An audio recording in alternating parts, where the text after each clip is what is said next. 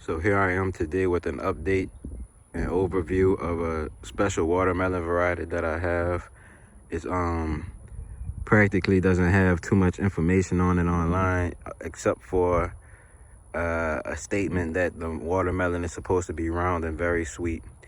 So here I am today with this overview of this practically unknown variety.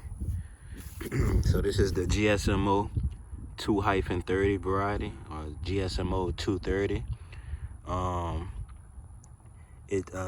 acquired it from the USDA, and this variety comes from Kakheti Province, Georgia, Middle East. So this variety basically is unknown to many people out here. The people that may know about it have been ones who visited the USDA website and may have came across this, the listing for this specific variety, or the documentation for this specific variety. So you can see the striping pattern on here. It's unlike anything that I've seen so far. You can just look at it and just see it's different than the standard US watermelon. So this is GSMO. That's one fruit right there.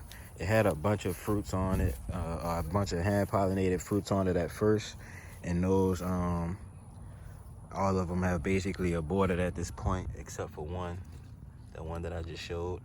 And this is a new fruit, a new pollinated fruit. Must have been pollinated about a couple of days ago or so, 3 to 5 days ago or so. I didn't see it, so I didn't pollinate it. But this one here is hand pollinated, so that's why I have a zip tie on it.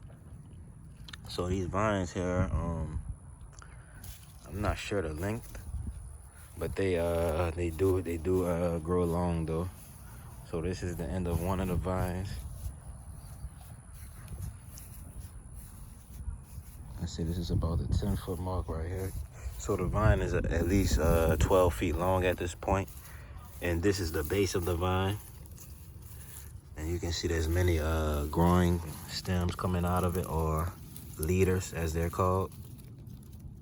So each of those little nubs will form another leader, as this one is right now. And just move some of this grass so those leaders can sense the sunlight and grow a little bit quicker, because they can photosynthesize. All right, so that's one base. I have 3 plants. That seems to be the larger one now that I'm looking at this one. And this is the second GSMO 230 vine.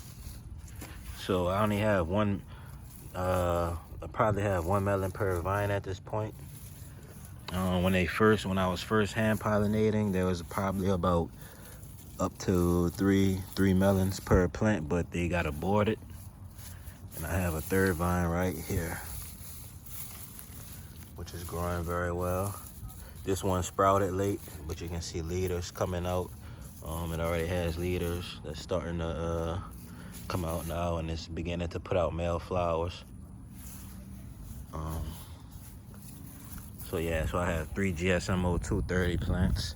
I noticed that once you do have a fruit set, the female flowers tend to be yellow like this. I'm gonna leave it just to see if it turns green, but from my experience so far, they've been turning yellow after a fruit set. So after you have one fruit set such as this, the plant itself will abort the rest of the fruits.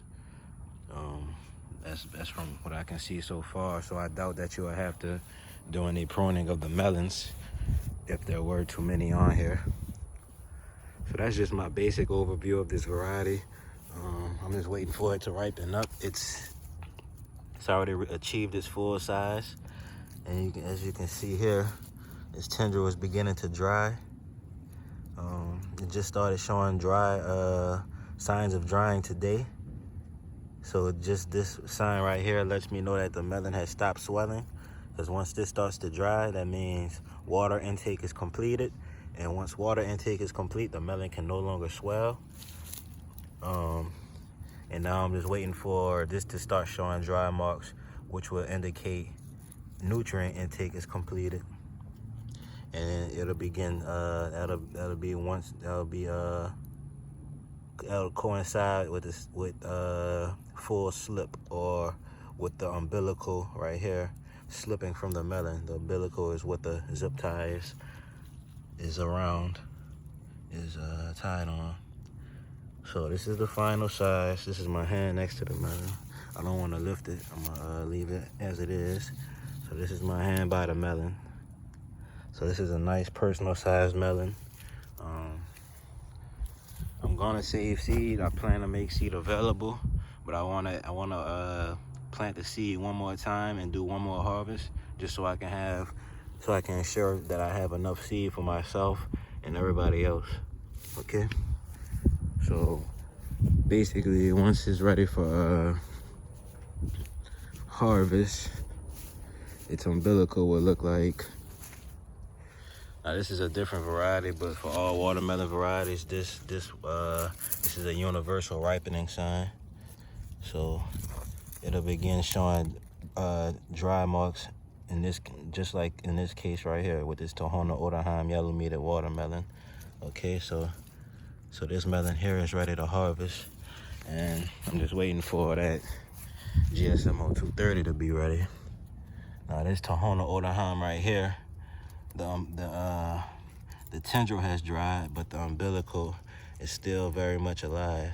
No dry marks on it or nothing yet, so this one is not ready, although you may look at the tops of the melon and think otherwise.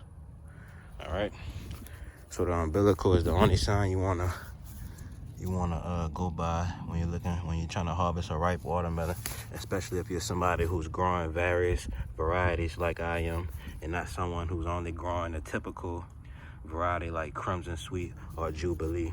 Okay, now those may ripen up slightly early, but once you start getting into the real melon league and experimenting with different varieties, you begin to realize that all of their ripening, all of them ripe at different points, and there's only one sign to look for. It's that umbilical. So all of them ripen at different points in time after that tendril dries. So some of them may ripen up 2 to 3 days after the tendril dries. Other ones, in my experience, I've had them sit on the vine for up to a month and a half after the tendril dried. So that's my video, y'all. This is GSMO 230 Landrace watermelon from Kakheti Province, Georgia, Middle East. This is a drought-tolerant variety just because it's from the Middle East and it's very hot out there and sandy. So this variety has no choice but to be drought-tolerant. All right, y'all have a good one.